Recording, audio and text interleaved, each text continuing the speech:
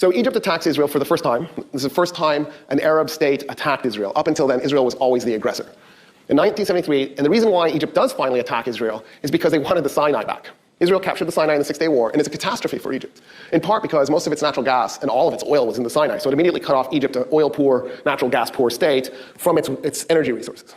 Another reason why they want the Sinai back so desperately is as long as the Israeli military is on one side of the Suez Canal and the Egyptian military is on the other side of the Suez Canal, it's shut down. The Israelis actually sank ships in the Suez Canal to prevent any traffic from going through. As long as no traffic is going through, Egypt isn't getting that revenue because all the ships that go through have to pay Egypt for passage.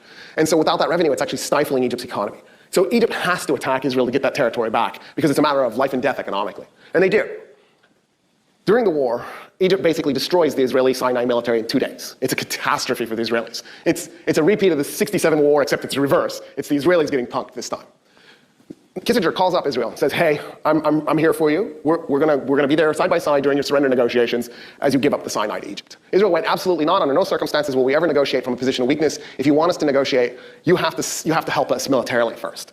So we literally fly every tank that we have available. We spray off, we used to put white stars on a tank. We spray them off, the Israelis put on a triangle, and we fly these tanks to Israel, and we immediately rearm Israel with a tank army.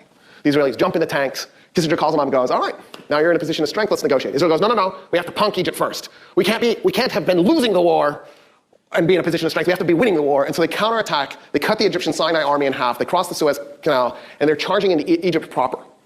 The Soviet Union calls the United States, hey, just want you to know, the Israeli army is getting way too close to Damascus and way too close to Cairo. If they go any further, if the Israelis cross the 100-kilometer mark inside Egypt proper, on the west side of the Suez Canal, we're going in. And they had a line for Damascus as well. We're going in. Kissinger calls up Israel. Hey, gotta tell you, this is really sad, but the Soviets have told us they're gonna go in.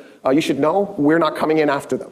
This is just gonna be you against the Soviet Union. Probably not gonna work out real well for you, but we're not gonna start World War III over this. You should have surrendered. You tricked me, and now I've given you this army, and now you're using it in a way I didn't mean for you to use, and now you're about to start World War III. We're not gonna do this. You're on your own. So the Israelis, when they got to the 100-kilometer mark, they brought a road cutter with them. You know, you've seen them. They got the big wheel, and they go, right? And they cut a strip of highway out of the road at the 100-kilometer mark and took it back to a museum in Israel to show that they had been in 100 kilometers. And then they stopped. Just as the Soviet paratroopers were loading into the airplanes, the Israelis stopped. Kissinger goes, all right, now let's negotiate. So the Israelis go, yep, we're ready. It's good. So Kissinger then flies to Syria. He goes to President Hafez al-Assad, the father of the current Syrian tyrant. He goes to Hafez al-Assad and he says, look, I want to make a comprehensive peace deal. I want to make it so there's never another Arab-Israeli war. I want to make it so that the Middle East becomes a stable beacon of hope for the whole planet.